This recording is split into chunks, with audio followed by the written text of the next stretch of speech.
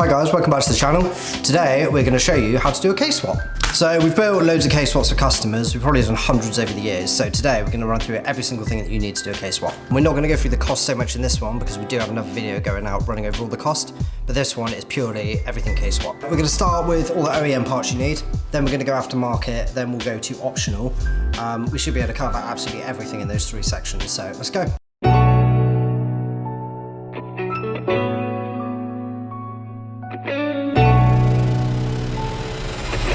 So OEM parts depends on if you're using the ECU or not, or if you're going to use an aftermarket one. We're just going to go stock ECU in this just to make it easy. So you need engine, gearbox, you need loom, ECU, and all the electrics that come with it, clutch and flywheel as well. So basically an entire K-series engine. The most common one would be from an EP3, like a K20A2, or you can go with a K20A out of a DC5. Both very similar, so you can pretty much use either. It depends which one you can get at what cost or locally or whatever. So if you're on a budget, you can use an OEM DC5 shifter and cables. They will both be able to bolt up to either an EP3 or a DC5 gearbox, and it will save you probably about £800 to £900. The reason you use the DC5 over an EP3 one is that the DC5 is floor mounted, which you're going to need to if you're swapping into like an EG like this, for example. So just bear that in mind. You can go aftermarket, but just from in the OEM parts section, that is something to bear in mind. So the last thing we need to talk about in the OEM parts list is if you are swapping into like an EK, for example, you're going to want to use an EG subframe. You can use the EK one, but the EG's better because you can move the engine back a little bit further. So you're going to need the subframe, the steering rack, and the control arms out of that. So just bear in mind, if it is an EK you're swapping, EG subframe's the way forward.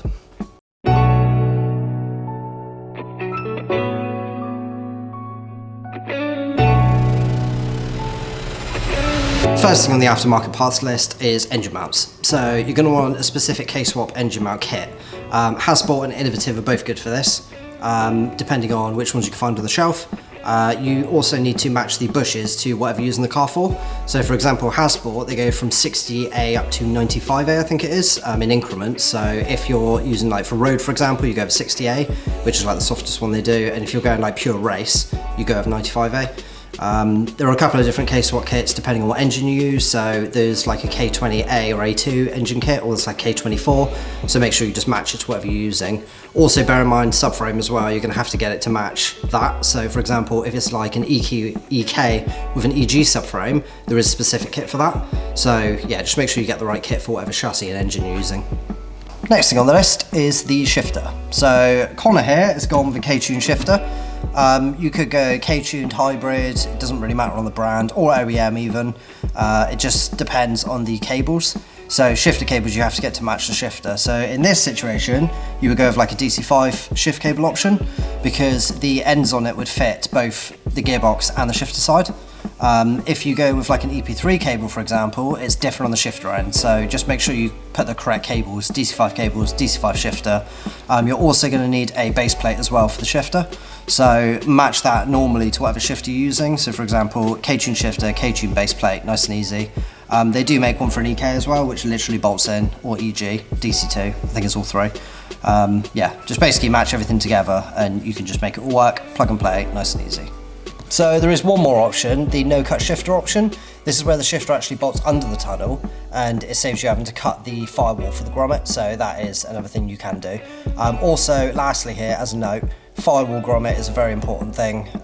It basically means that when you're cutting the hole in the bulkhead for the cables, put the firewall grommet in, it's got rubber on the inside and it just stops them from rubbing or chafing or anything and just keeps it nicer for longer. Okay, next up are drive shafts. So two different options here. You can either go with the OEM build it yourself option, or you can go with something aftermarket like Hasbro.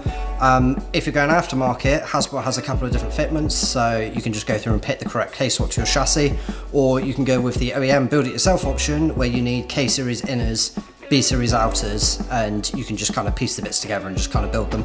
Next thing on the list is the clutch line. So you're going to want to have a custom clutch line or an aftermarket one again. So if you're going to go custom, you can get someone like Hell Performance or Goodrich to make you one, as long as you match the thread on the master cylinder and back on the slave cylinder.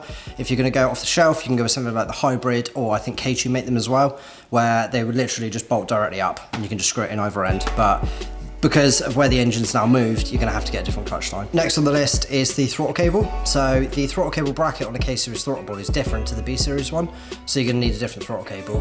Hybrid Racing make a throttle cable that will literally just bolt straight up, so that is the best option here. Next up is the exhaust manifold.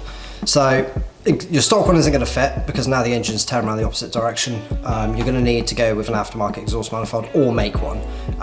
We're just going to stick off the shelf here because it's way easier. So Tegra will make a K-swap manifold which just bolts straight up, bolts directly to the OEM system, which is a very good option. Or you can go with something like a K-Tune 3-inch big bore, where you can have a 3-inch exhaust all the way through and kind of match it to the header. So it depends what kind of power level you're going for, but generally the most popular one we sell is the Tegra one. It's relatively cheap. At the minute I think it's £544 around there somewhere, and it just bolts straight up. It will clear with anything K-swap. Okay, next on the list is the air filter. Couple of good options here, but we normally go to the Hybrid Racing one. It's fully moulded with silicone and it's a cold air intake, so it will go down by like the wheels around that area. Direct bolt in, much easier than doing anything else. You can also make your own if you really want to, but they're not that expensive, and just to get it put in there, cold air intake, nice and easy.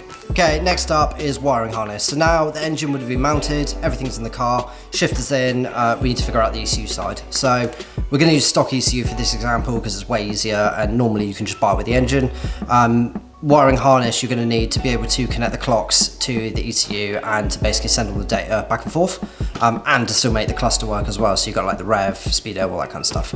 So a couple of different options here. Hybrid Racing make a universal kit for multiple different chassis and a universal one. So if you're not swapping into a Honda, go with the universal one. You can just wire bits in yourself, or it just makes everything work together. If you are going to go with the Honda, so for example like a pre-face EK or like a facelift EK, they've got specific looms for that. You can literally plug and play and be done with it. So wiring harness, hybrid or K-tuned, again also make one, nice and easy, plug and play. If you're going to go down the stock ECU route, you're going to have to use an immobiliser bypass. This is because the ECU is normally coded to the key on like an EP3 or a DC5, so you're going to need to completely bypass that.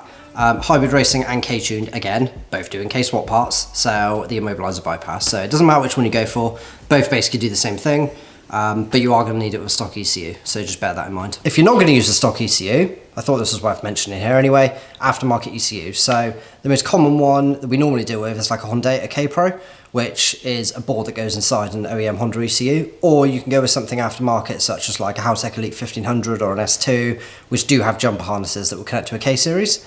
So it kind of depends on how much you want to spend and what you need tunability wise. If it's completely stock, you can just get away with a stock ECU. If you want to go like turbo down the line, or you want like extra control on boost levels or like fueling or anything else, way better to go with an aftermarket ECU.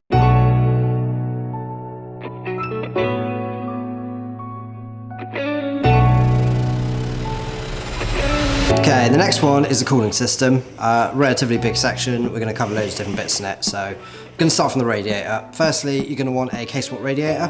The reason for this is because the upper and lower port are in different positions than the OEM one. So something like a Tegra radiator, like we've got on Connor's car here, is a good option because it moves all the ports across. And I think he's got a dual length in here. So yeah, you can either go with that or a single length, whichever. Another dual length. Next bit on the list, you're going to need K-swap hoses. So top bottom radiator hose, you're going to have to go either with an extra clearance top hose or a specific K-swap kit. This because now the radiator is in a different place, and the throttle body and intake are going to be in the way. So you'll need something here. Normally like a Tegra extra clearance hose is a good idea, or K-Tune do a kit as well that is for the top and bottom hose. Going on the bottom hose, you're going to need either the stock thermostat housing, but quite often they do break because they're plastic. So you can go with something like the T7 Design 360-degree swivel neck, and that will allow you to put it wherever you want, and you can kind of adjust it perfectly. Right, next up, you're going to want to have somewhere for your fan switch and your coolant temp sensor. So Tegra will make an adapter that goes in line on one of the hoses, and that has one sensor one side, one the other.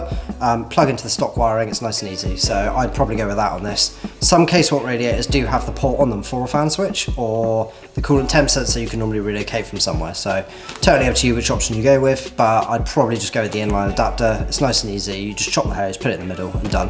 Okay, next up, you're going to want to fit a fan. So we'd normally go to Spal for this. Spal have great fans. They generally don't break. We've been selling them for years and really good quality. You're going to want either a 10 or a 12 inch, depending on where you need to fit it. You can fit it basically anywhere across, or you can fit double, depending on what you want to do. Go SPAL on this one, because you just won't have issues.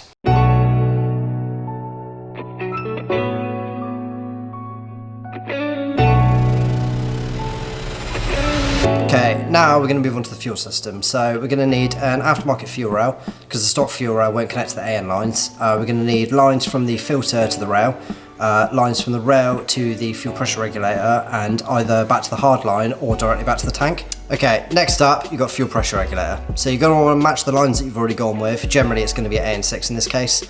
AN6 intake, AN6 out, and then connect it to either the hard line or back to the tank. Pressure regulator, it doesn't really matter which one you go with. We normally go hybrid racing because it's quite a popular one and they already come with the fittings with it. So we go with that. You could go with like K-Tuned or AEM or any other universal one. But yeah, we just normally stick to hybrid.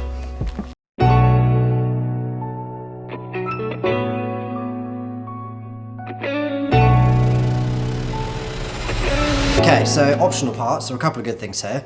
I'm going to start with the most popular ones, detent and gearbox springs. So a lot of the aftermarket ones are up to like 300%, I think 400% heavier. Makes shift feel way better, so that's probably the most popular part that we do sell overall, in fairness.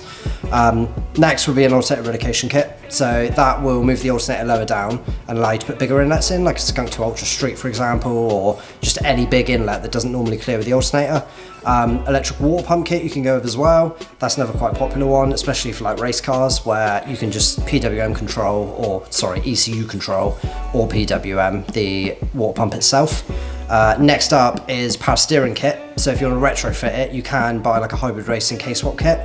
That would just retain power steering. Same with air conditioning. They do an aircon kit as well for a couple of different models. Depends on what kind of creature comforts you want, really. So that is every single thing you need to K-swap your car.